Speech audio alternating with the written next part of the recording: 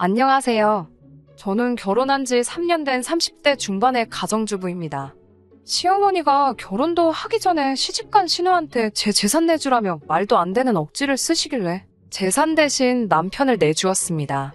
남편과 저는 우연히 만났습니다. 아는 언니가 나가기로 한 소개팅이 있었는데 언니가 갑자기 바쁜 일이 생겼다며 저에게 대타로 나가달라고 부탁을 하더라고요. 당시 저는 언니의 부탁을 거절할 수가 없어서 밥이나 한 끼 얻어먹고 와야겠다라는 심정으로 나갔습니다. 그런데 생각보다 남편이랑 말이 너무 잘 통해서 사귀게 되었고요. 당시 남편은 중소기업을 다니는 평범한 회사원이었고 저는 콜센터 상담사로 일하고 있었습니다. 둘이 합쳐 한 달에 500 정도를 벌었기에 결혼 이야기가 나왔을 때 같이 먹고 살기에 무리는 없지 않을 거라 생각했습니다. 저 같은 경우 친정 부모님이 결혼을 하게 되면 5천만 원 정도 지원을 해주신다고도 했었고 모아둔 돈도 조금 있었거든요. 하지만 막상 먼저 결혼 이야기를 꺼냈던 남편의 경제적 상황을 짚어보니 한숨밖에 나오지 않았습니다. 모아둔 돈은 2천만 원이 전부였고 시댁에서는 아직 대학교 졸업도 안 한 신우와 당신들 노후가 불안해서 맏아들인 남편이 장가를 간다는데도 한 푼도 보태줄 수 없다고 하셨습니다.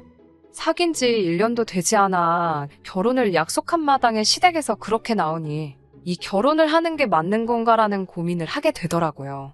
친한 언니에게 어찌하면 좋겠냐고 털어놓으니 오히려 시댁에서 아무런 도움도 받지 않으면 나중에 혹시나 시댁에서 무리한 요구를 해와도 떳떳할 수 있다고 조언을 해줬습니다. 일리가 있는 말처럼 들렸어요. 물론 친정부모님도 이 상황을 아시고는 이 결혼은 안 하는 게 좋겠다고 말씀하셨습니다.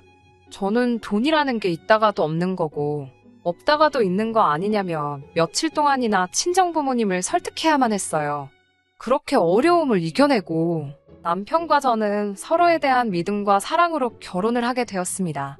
사실 결혼식을 준비하는 과정 또한 순탄치만은 않았습니다. 집을 알아보는데 매물도 많이 없고 집값도 많이 올라 엄두가 안 나더라고요.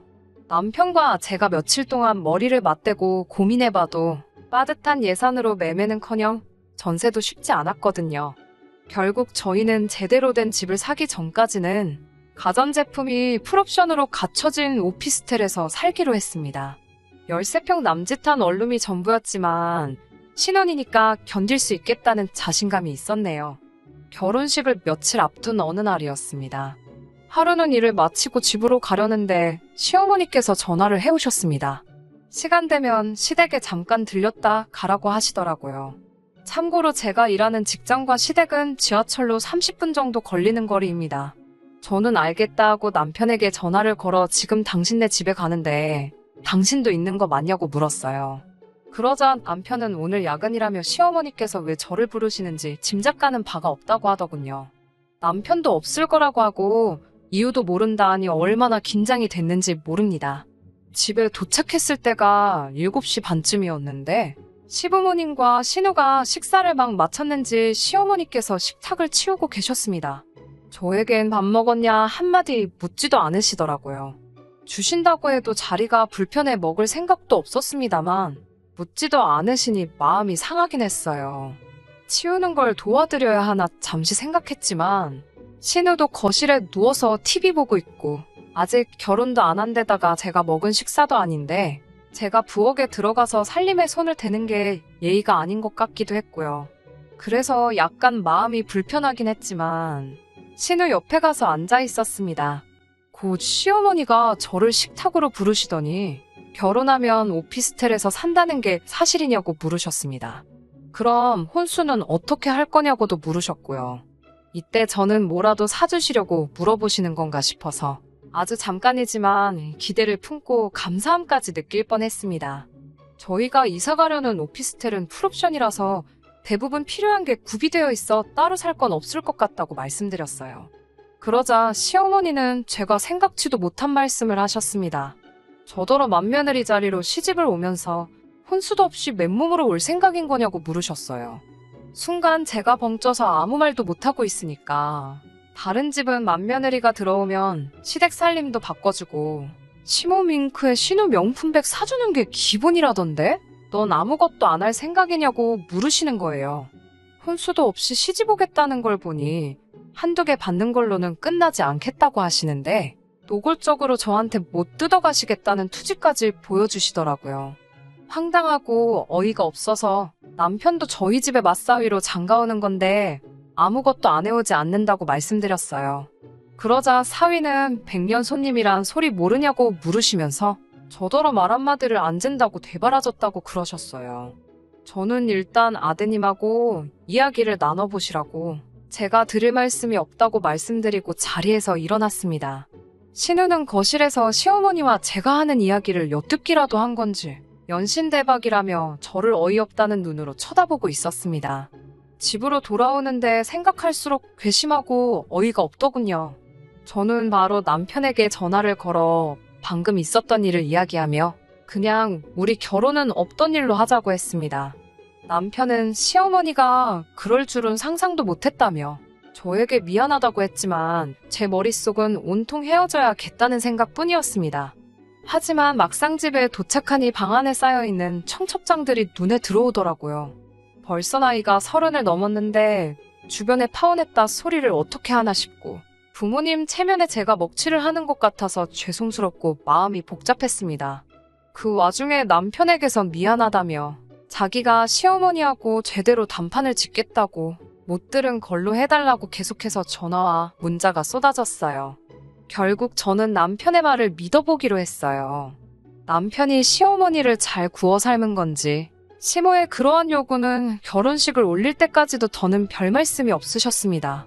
하지만 이내 그 이유를 알게 되었습니다. 결혼식을 올리고 나서 제가 남편에게 모아뒀다던 2천만 원을 달라고 했어요. 집을 구하고 목돈 들어가는 건 일단 제 돈으로 해결을 했고 그 2천으로는 차를 사기로 했었거든요. 그런데 남편이 하루 이틀 차일피일 미루면서 2천만 원을 안 주더라고요. 결국 2주 정도 기다리다 계속 주지를 않으니 혹시나 하는 생각에 떠보듯이 혹시 그 돈 어디다 쓴 건 아니겠지 하고 물어봤어요. 그러자 남편이 전곡을 찔렸는지 축벽거리면서 그게 다 쓴 건 아니고 반만 썼다고 순순히 실토를 하더라고요. 결혼 앞두고 제정신이 박힌 게 아니라면 그 돈 가지고 뻘짓은 하지 않았을 테니 혹시 뭐 주식이나 코인 같은 걸로 돈 조금 불려보려고 했던 거냐고 물어봤어요. 그런데 그런 건 또 아니랍니다. 그럼 도대체 뭘 한 거냐고 그 많은 돈이 다 어디 갔느냐 물으니 시어머니가 키워준 값도 안 내놓고 장가를 가냐고 아들 키워놔봤자 소용없다며 나오지도 않는 눈물을 쥐어짜내고 아주 난리도 아니셨답니다. 보다 못한 남편이 홧김에 1,000만 원이면 되겠냐고 소리를 질렀더니 시어머니는 자기가 언제 울었냐는 듯이 그거면 되겠다고 지금 보내라고 하셨다 하네요. 남편 말로는 어이도 없고 진짜 치사하고 더러워서 그냥 이걸로 더 이상은 안 해주겠다는 생각으로 줬다는 거예요. 지금이야 아쉽겠지만 이게 더 멀리 보면 사게 먹힐 거라면서 제게 설명하면서요. 터무니없고 황당한 이야기에 기가 다 차더군요. 남편은 제 눈치를 살살 보면서 다시는 저하고 상의 없이 시댁에 금전적인 지원은 하지 않겠다며 믿어달라고 하더군요. 이미 혼인신고까지 다 한마당에 1,000만 원 때문에 갈라서자 할 수도 없고 알겠다고 했습니다. 하지만 생각할수록 속상하고 열받아서 몇 날 며칠 밤잠을 설쳤네요. 게다가 결혼식을 올리고 얼마 지나지 않았을 무렵 남편이 일하던 회사 직원이 공금을 가지고 해외로 도주를 하는 사건이 터졌습니다. 회사는 난리가 났고 남편은 졸지에 직장을 잃었어요. 문제는 그 일로 남편이 큰 충격을 받아서인지 새로운 직장을 알아볼 생각은 안 하고 집에서 술만 먹으며 한 달 가까운 시간을 허비했다는 겁니다. 저는 도저히 그런 남편을 더는 봐줄 수가 없어서 이럴 거면 차라리 같이 장사라도 하자고 했습니다. 저도 매일같이 고객들한테 전화기 너머로 불평불만을 듣는 상담사라는 일에 이골이 난 상태기도 했거든요. 그렇게 남편과 저는 대학가에서 포장마차를 열게 되었습니다. 포장마차 자리도 다 임자가 있다는 소리는 들었지만 정말 뚫고 들어가기 어렵더군요. 그나마 타이밍 좋게 원래 장사하시던 분께서 허리디스크 수술로 더 이상 장사를 못하겠다고 내놓은 자리를 권리금 700에 살 수 있었습니다. 그런데 포장마차 일이라는 게 정말 보통 힘든 게 아니더라고요. 저희는 오후 5시부터 장사를 시작했지만 장사 준비는 아침부터 시작해야 했습니다. 배달비라도 아끼려고 아침부터 직접 이 시장에서 저 시장으로 뛰어다니며 발품을 팔아야 했거든요. 하지만 정작 저를 힘들게 한 건 이런 고된 일정이 아니라 남편의 불성실하고 무책임한 태도였어요. 솔직히 처음 한 4~5달은 손해만 보다시피 했어요. 둘 다 장사를 처음 해보는 거다 보니 생각지도 못한 곳에서 실수를 하기도 했고 손님들에게 욕도 먹고 사기도 당하고 정말 별의 별일이 다 있었거든요. 문제는 이런 일이 생길 때마다 저는 이런 경험도 다 피가 되고 살이 된다 생각하고 더 죽기 살기로 장사에 매달린 반면 남편은 하루가 다르게 의지를 잃어가더라고요. 이렇게까지 해서 돈을 벌어야 하는 거냐면서요. 어르고 달래는 것도 하루 이틀이지 장사만으로도 지치고 힘든데 제가 남편 멘탈까지 제가 관리를 하려다 보니 이러다간 제가 먼저 쓰러지겠다 싶었습니다. 결국 저는 남편에게 돈 100만 원만 벌어와도 좋으니 어디 출근할 만한 곳을 찾으라 했어요. 장사는 제가 혼자서 어떻게든 해보겠다고요. 얼마 후 남편은 예전에 같이 일하던 동료의 소개로 다시 일자리를 구하게 되었습니다. 월급도 직책도 예전만 못했지만 본인이 만족해하니 저도 그걸로 됐다 싶었습니다. 게다가 남편이 더 이상 신경 쓰이게 하질 않으니 덩달아 포장마차 매상도 오르더군요. 그렇게 포장마차를 시작하고 2년쯤 되었을 무렵 저는 월 평균 700~800 이상을 벌고 있었습니다. 반면에 남편은 월 200을 간신히 넘기고 있었어요. 분명히 말하지만 이때도 저는 남편과 이혼을 생각하지 않았습니다. 비록 종종 남편이 자기는 엄연히 사무직이고 저는 장사꾼이라면서 마치 직업에도 귀천이 있다는 식으로 말했을 때도 저는 그저 남편이 자존심이 상해서 그러나 싶었고 진심으로 남편을 이해하려고 했어요. 월소득이 안정적으로 자리가 잡혔다 느껴지면서 저는 정식으로 가게를 차려야겠다는 생각을 하게 되었습니다. 아무리 장사가 잘 돼도 포장마차라고 하면 무조건 색안경을 쓰고 보는 사람들이 불편하기도 했고 언젠가부터 제 이름을 내건 프랜차이즈 매장을 여는 목표를 갖게 되었거든요. 남편에게도 슬슬 포장마차를 접고 가게를 내려고 한다고 이야기를 했어요. 가게를 열고 나면 아이도 갖자고 약속했고요. 남편이나 저나 애를 좋아해서 원래는 결혼하자마자 애를 갖고 싶었는데 그땐 경제적으로도 불안하고 그래서 계속 미루고 있었거든요. 아무튼 며칠 뒤 시어머니에게서 연락이 왔습니다. 언제 한번 밥이나 같이 먹게 남편이랑 시댁에 오라고요. 사실 남편 실직했을 때 제가 시어머니께 한번 하소연을 한 적이 있습니다. 정신 차리라고 따끔하게 한마디라도 해달라고 말이에요.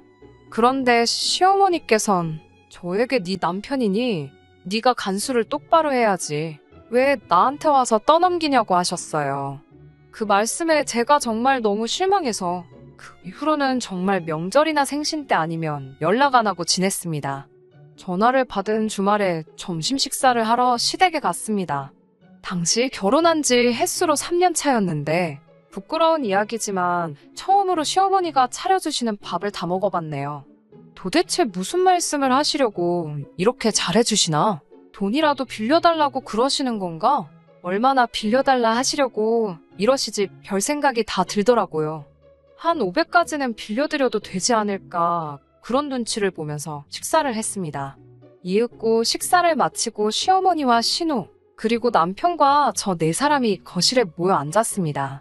시어머니께서는 저더러 요새 장사하느라 고생이 많다며? 라고 말문을 여셨습니다. 이제 많이 익숙해져서 괜찮다고 하자. 그거 참 다행이라고 하시더군요. 그러더니 그럼 가게 내지 말고 그 자리에서 장사를 좀 더 하는 게 좋겠다고 하시는 거예요. 그게 무슨 소리냐고 물으니 눈에서 꿀이 떨어지는 것 마냥 사랑을 가득 담은 눈으로 신우를 바라보시면서 신우가 아이를 가졌다고 말씀하시더군요. 저는 신우가 남자친구가 있는 줄도 몰랐기 때문에 깜짝 놀랐어요. 하지만 바로 뒤따르는 시어머니의 말씀에 더 놀랐습니다. 결혼할 상대가 신우보다 5살이나 어린 이제 막 군대를 다녀온 학생이라는 거예요. 그러면서 저더러 가게 $10을 일단 달라고 하셨습니다. 빌려달라는 것도 아니고 일단 달라고요. 살면서 신우가 천천히 갚아 나갈 거라면서요. 어찌나 황당한지 웃음이 다 나오더라고요. 그 돈을 제가 어떻게 벌었는데 어떻게 신우한테 주냐고 못 준다고 말했습니다. 시어머니는 마치 절 달래듯이 너는 강단도 있고 똑소리도 나니까 그 돈을 얼마든지 또 벌 수 있지 않냐고 하시더군요. 하지만 당신 딸은 손목도 가늘고 발목도 가늘고 그냥 천상 여자라서 장사 같은 건 생각도 못 한다고. 그냥 집에서 주는 밥이나 먹고 졸리면 자고 온실 속 화초처럼 자라내라서 어디 내놓기도 무섭다고 하시네요. 그러니까 저더러 좀 도와주라는 거예요. 참고로 저희 신우가 저보다 키도 크고 덩치도 더 좋아요. 저는 시어머니께 저희도 이제 아이도 갖고 집도 넓히고 안정적인 삶을 꾸려보려고 한다고 그러니까 신우 일은 어머님과 아버님이 해결하셔야 할 것 같다고 정중하게 말씀드렸습니다. 그런데 남편이 뜬금없이 아이는 천천히 가져도 되지 않냐며 일단은 급한 사람부터 도와주자고 하는 거예요. 시어머니의 뻔뻔한 요구도 어이가 없었지만 남편이 우리의 인생 계획을 마치 손바닥 뒤집듯 쉽게 여긴다는 사실을 충격이었습니다. 게다가 남편은 저더러 돈 몇 푼 번다고 너무 생색내지 말랍니다. 한술 더 떠서는 자기 실직했을 때부터 제가 자기를 무시하기 시작했다고 하네요. 남편은 알기를 얼마나 우습게 봤으면 남편을 시장을 다니게 하고 장사를 하게 만들고 그러냐고요. 물에 빠진 사람 구해주니 보따리 내놓으라고 한다는 옛말이 딱 맞더군요. 저는 시어머니와 신우한테 절대로 돈 못 해준다고 딱 잘라서 이야기했습니다. 시어머니는 시집올 때도 맨몸으로 왔지 않냐면서 이제라도 맏며느리 노릇 좀 하라는데 그게 그렇게 싫으냐고. 그럼 당신 아들하고도 살지 말라고 하시더군요. 아마 제가 억울해서 흘린 눈물을 잘못 이해하신 것 같았습니다. 저는 몇 초간 남편을 바라보다가 내라고 대답했습니다. 제가 돈은 죽어도 못 드리겠고 대신 아드님 돌려드리겠다고 했어요. 참고로 지금 사는 집도 시집올 때 저희 친정에서 도와줬고 남편은 꼴랑 1,000만 원 들고 왔는데 그나마도 그 돈을 차 사는 데 썼고 그 차는 댁에 아드님이 술 먹고 운전하다 박살을 냈으니 아무리 궁리를 해봐도 남편 말고는 얹어 드릴 게 없다고요. 그제서야 남편도 시어머니도 이게 아닌데 싶었는지 저더러 죄송합니다 하고 숙이고 들어오면 될 것을 어찌 일을 크게 만드냐고 헛소리를 하더군요. 저는 신우한테도 그 손목이면 한 번에 쟁반 4개씩도 나를 수 있다고 나이 먹었으면 나이값 좀 하고 살라 했습니다. 남편한테는 오늘부터 집에 들어올 필요 없으니까 여기 있으라고 당신 짐은 퀵으로 다 보내주겠다 했습니다. 집에 가려고 가방을 들고 일어나는 순간 시어머니가 돈 좀 버니까 세상이 다 네 발밑 같냐며 제 머리채를 잡으시더군요. 저희 친정부모님도 저 잘하는 동안 제 몸에 손 뗀 적이 없으신데 말이지요. 순간 정신이 획 돌아버리는 것 같았어요. 남편이 눈에 들어왔고 손에 들고 있던 핸드백으로 휘둘러 남편을 때렸습니다. 하필이면 그 핸드백이 쇠장식이 엄청 많았는데 그걸로 남편 머리통을 날렸더라고요. 남편이 소리를 꽥 지르면서 쓰러졌어요. 피도 안 나고 욕도 하는 걸 보니 치명타는 아니었나 보더군요. 저는 그 틈을 타서 뒤도 안 돌아보고 그 집을 벗어났습니다. 당연히 얼마 지나지 않아 남편과 시어머니가 번갈아 가면서 전화를 해대더군요. 저는 결국 친정아버지께 연락을 드렸고 친정아버지께서 한달음에 저희 집으로 쫓아오셨습니다. 사실 시어머니께서 혼자셔서 웬만하면 친정아버지가 양쪽 집안일에 나서지 않으셨거든요. 친정아버지가 도착하시고 한 10분도 채 되지 않아서 남편과 시어머니가 현관 비밀번호를 따고 들어왔습니다.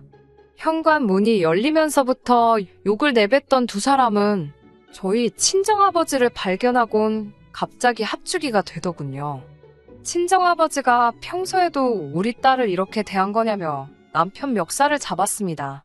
남편은 깨갱하며 죄송하다는 말만 연신하더군요. 친정아버지는 남편에게 곱게 이혼하고 우리 딸 인생에서 꺼지라고 그러시더군요. 저는 친정아버지의 그런 무서운 모습을 그때 처음 봤는데 정말 든든했습니다. 그 이후로 한 2주 동안 남편에게 미안하다며 다시 생각해볼 수 없냐는 연락이 왔지만 결국 이혼했습니다. 돈이 없는 것보다도 자격지심이 심한 그 남자를 제가 더 이상 품어줄 수가 없겠더라고요. 저는 남편과 이혼하고 포장마차를 접었습니다. 그리고 목표했던 대로 제 이름 석자를 걸고 가게를 열었습니다. 다른 걸 다 떠나서 남편에게 고마운 것이 딱 한 가지가 있습니다. 남편의 실제가 아니었으면 제 인생의 시작도 하지 않았을 사업을 시작하게 해준 것, 그리고 그로 인해 이렇게 제 이름 달린 가게 하나를 차리기까지 이렇게 성공할 수 있게 계기를 만들어 주었다는 거예요. 이혼하게 된 부분에 대해서는 한 점 아쉬운 게 없네요. 그간 제가 스스로 참아가며 희생을 해준 만큼 남편도 저를 위해 해준 게 하나도 없으니까요. 한 달에 이제 100몇만 원 받는 수입으로 새 식구, 아니 이제 신혼의 애에다가 신우랑 결혼할 남자까지 하면 5식구일 텐데 그 돈으로 평생 행복하게 먹고 살았으면 좋겠다는 생각이 드네요. 끝까지 들어주셔서 감사합니다. 오늘의 사연은 여기까지입니다. 구독과 좋아요, 알람 설정 부탁드리고 더 좋은 사연으로 다시 찾아뵙겠습니다. 감사합니다.